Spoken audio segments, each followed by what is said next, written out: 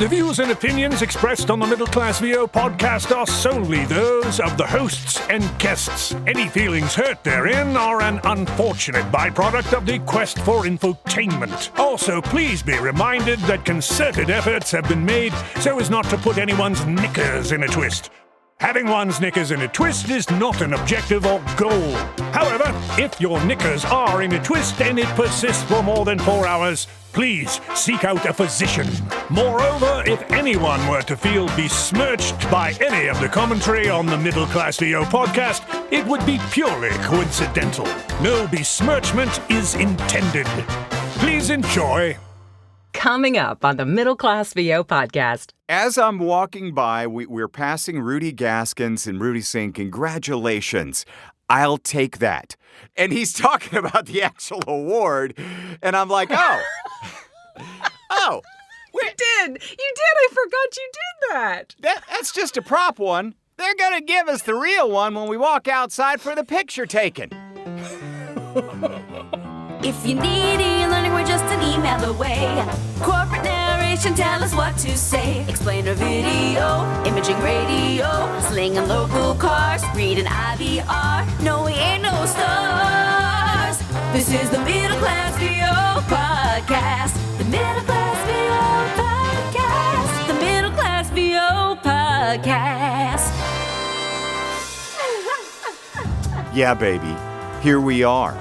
Award-winning Middle Class VO podcast, baby. I haven't come down. I have not literally come down since we walked off that stage. It's amazing.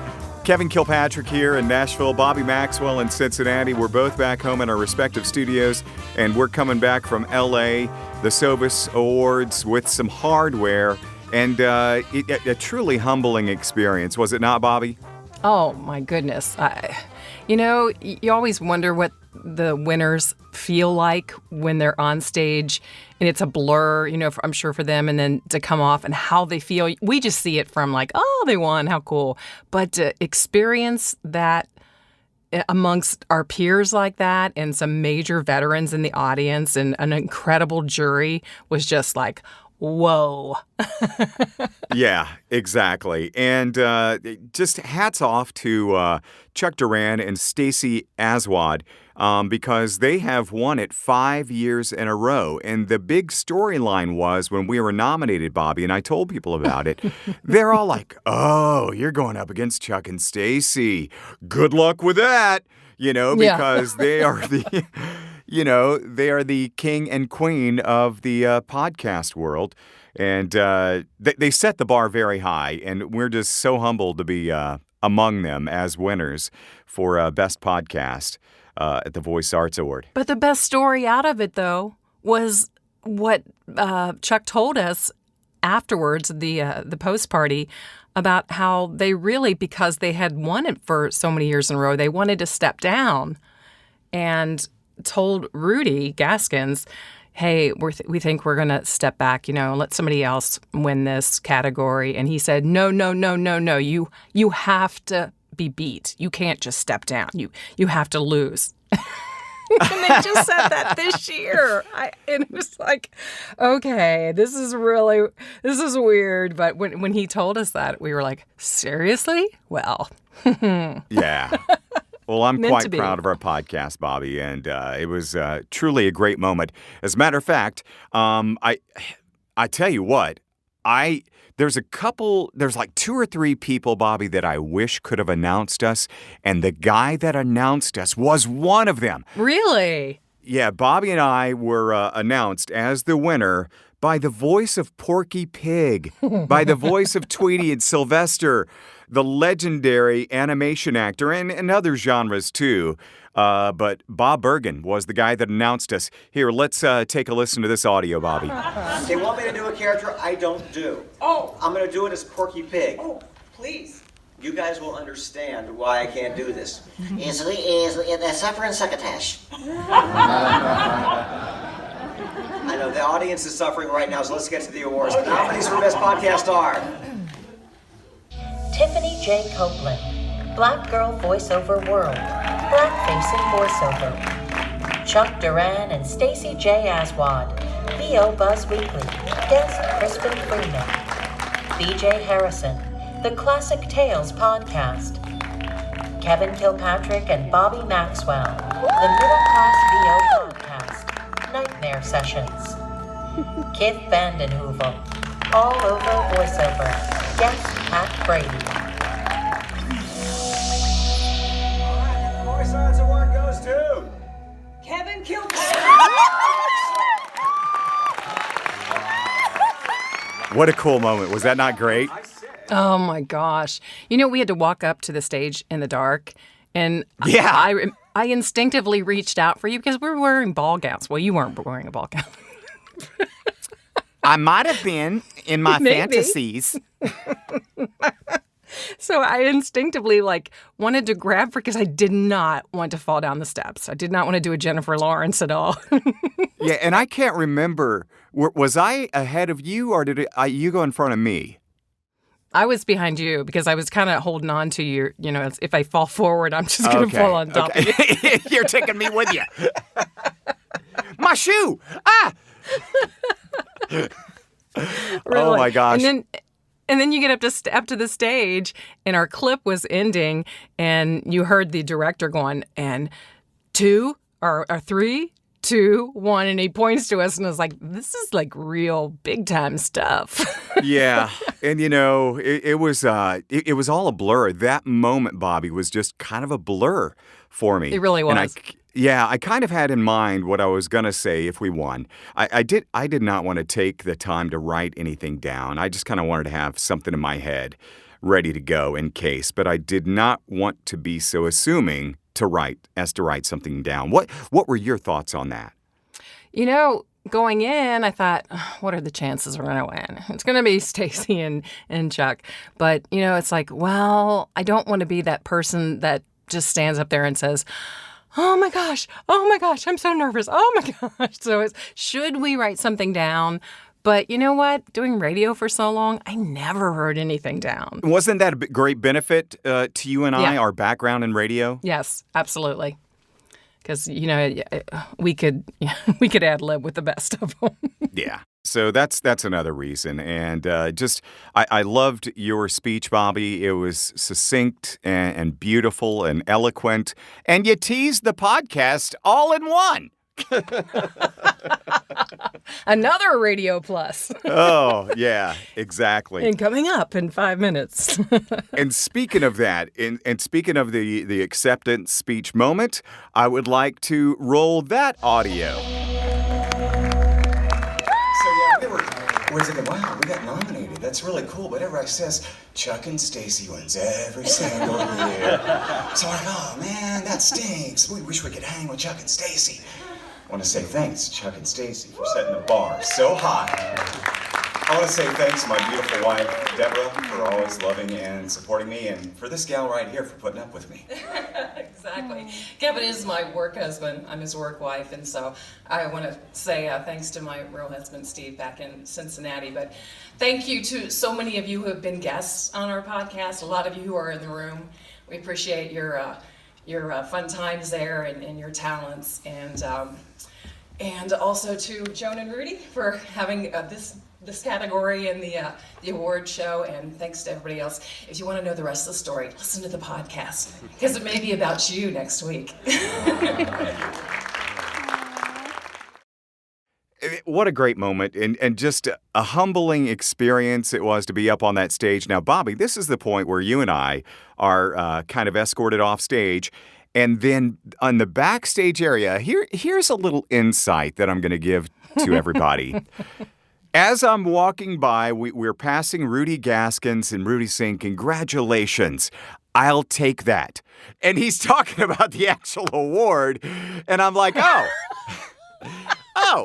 You did. I forgot you did that. That's just a prop one. They're going to give us the real one when we walk outside for the picture taken. No. I'm like, well, where's the guy to hand us our real award? They're non-existent because you got to order your own. And then Which I found is out. common. Huh? Yeah, which that's is pretty common. Even the Oscars, the Emmys, the Golden Globes, all of these different award shows. As you can imagine, these things are expensive to put together.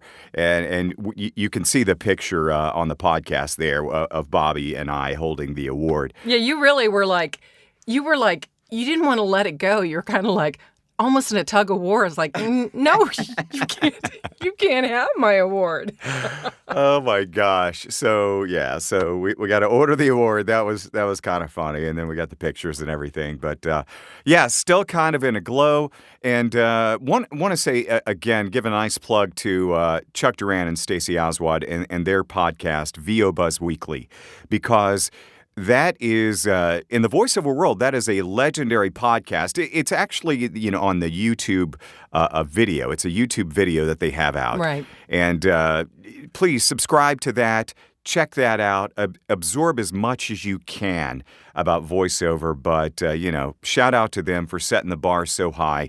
And we are just humbled and honored to be in their presence with regards to winning this award. Yes, absolutely. What were some of the other highlights of the whole evening for you, Kevin? Well, the first thing that comes to mind. Other than winning. Yeah. That was the highlight, obviously. Another highlight for me, Bobby, personally, was being nominated in the documentary category. Yeah. And when I saw the names that I was nominated with, I was like, oh, man, that's going to be so hard. And Christian Lands, the guy that won in the documentary category, is just amazing. So shout out to him and the beautiful story he told in his documentary and winning that award. That was another highlight for me. Taking pictures on the red carpet was cool. Wine and cheese prior to the event was very nice. Mm-hmm. And it was fun getting dressed up and getting all foo-foo and going, just having a formal night out. What about yourself? A penny for your thoughts. Well, I really enjoyed the four tributes that they gave, or the four people who were honored. Of course, right. Bing Rames couldn't make it, but he had a little feed that came in that was pretty cool. And of course, they had to play his Arby's spot because nobody can do an Arby's spot like Bing Rames. Arby's, we have the meats. You were waiting for that, right? Of course, I can't do it like him, but that's my take on it. Right. For anybody that may not know, that's Ving Rhames, obviously. Yes, and Peter Cullen was kind of like the lifetime achievement, and he was so down to earth. It seems like. Yeah, I was going to interject really quick, a Peter Cullen moment, just real quick. I am Optimus Prime. That's all I got. That's all I got. Optimus Prime was in the audience. It was awesome. And then the two ladies, Manuela Testolini, was just very glamorous and classy. But my favorite was the woman who got the environmental award, Vanessa Houck. I was just mesmerized. They showed a video of her first, and then when she took her award and just told about what her mission is here, I was just really drawn in. I thought she was just amazing. That was one of my favorite parts of the show, actually. She is journalist and, for the Latin American community on Noticias. Mm-hmm. Is that right, Bobby? I think so, yeah. Yeah, on But Noticias. I thought she had done some stuff for NBC as well. I may be mistaken, but yeah, quite a background. But regardless, she is truly one of the ones making a difference in this world. And we should all bow down to what she is doing.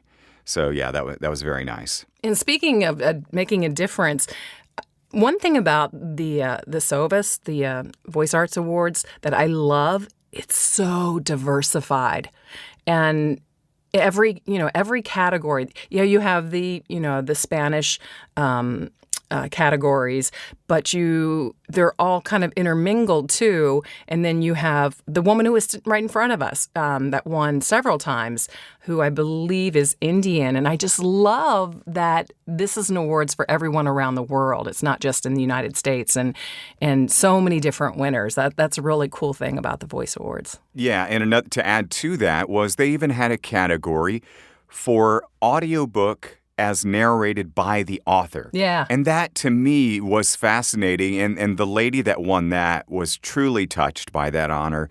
And it was just so nice to see so many great acceptance speeches, Bobby. Do any of the acceptance speeches stand out for you?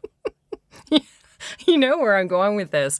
It was the woman who was, middle-aged woman, get up there, very grateful that she won, and she threw in something about, well, there's nothing better than a happy ending. That's the one. She had no idea what she had said. Yeah, she was saying it so innocently. And, and the audience went, oh. And she's like, said happy ending. What, did I say something? And then a minute later she goes, and, I just do love stories with happy endings, and, and then everyone, oh. And we're like, we're a bunch of teenagers, Oh, but we had fun as teenagers. Yeah. Just what a glamorous the only event. thing that I thought was unfortunate was that they had to reduce some of the categories into okay, now we're going to say this, this, and this, and you just stand up in the audience. But, time is of the essence, so I understand it. But that's really kind of tough for the winners that they don't get to have their stage moment on the stage. Yeah, that is unfortunate. But as you mentioned, though, that the awards were so long as it was. Did they not go 4 hours? I think it was 4 hours. Was it really? I think it was because it started at 6:15 on the dot. And I seem to recall that we were, getting out there about 10:15 or 10. I thought it was even maybe 10:30. But yeah, it sure didn't seem like it. But then again, maybe because we were so psyched and pumped at the end, I just didn't even think about it. Yeah, that could be the case. But an amazing night, an amazing event, and special thanks to Rudy Gaskins and Joan Baker for putting on such a cool, classy event, and just to rub elbows with a lot of the players from Hollywood was really cool, Bobby. Ba-da-bow! But you know what? People who are listening, who are going, wow, it's got to be the best of the best that win. You don't know because, you can go and look at what the categories are, and anybody can nominate themselves or somebody else. And yours, you may think, oh, it's just the beginning. I'm talking about someone who hasn't been in the business very long. You just never know. Yours could be, it's an actual jury. It's nothing political about it or anything. It's a jury, and they may love yours. So definitely get your nominations in next year. Absolutely. And, I spoke to some of the jurors afterwards, and they have a very specific criteria from which to make their decisions. And it sounds really tough. I talked to one guy, and he was saying, when he listened to these nominations, he's like, they're all great. But when you get down to it, this is why this one was better than the other. Or, they have their lists. Okay, this one has this one has this one has this. Okay, it checks all those boxes. So, it's not political, as Bobby mentioned. So, if you have a piece of work that you are very proud of, and maybe you've gotten some compliments from people, and people have said, hey, wow, you sounded really great doing that, consider it for submission for the 2020 SOVAS Awards. Absolutely. Hey, we do have to give some hats off to the That's VO conference, which was on Saturday, the day before the awards, because once again, if you're just beginning, you're a fresh young talent, this is probably one of the best opportunities for you to meet an agent or a manager or a casting director, because it's right there in L.A. There aren't many conferences in L.A. And I noticed that a lot of the young and hungry ones were like, oh my gosh, so-and-so is walking out now after being on the panel. I'm just going to say hi to him. And they love that. That's one of the reasons why they're there. Yeah. Absolutely. I didn't get to go to that. I was playing tourist a little bit, and was glad to hear your feedback and that how everything went really well, and such a cool thing. And then, next year when I may not be doing touristy stuff, because I plan on us going back and winning again next year and having our 5-year run at least. Yeah, so, absolutely. so watch out. I do plan on attending at least parts of That's Voiceover next year, as you're talking about. Well, they do the audition spotlight and the ACX challenge, which are, again, two very great opportunities to kind of get some exposure in front of the right people.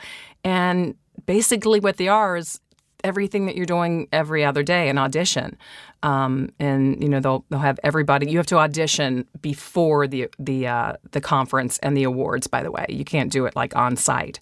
But just remember, next fall, you want to go to the SOVAS website. I think it's sovas.org, and you'll have your opportunity to do the audition spotlight, which you win some really cool things. You win representation from an LA agent. You win, I believe, a Sennheiser microphone, or maybe it's a Neumann, and some other things too. And then ACX, I'm not sure what you win if you do their challenge, but so worth it if you're thinking next year of attending. Just make sure you do that before. Awesome. Well, Bobby, I think that's been a pretty good recap. We have some exciting guests that are upcoming on the Middle Class VO podcast.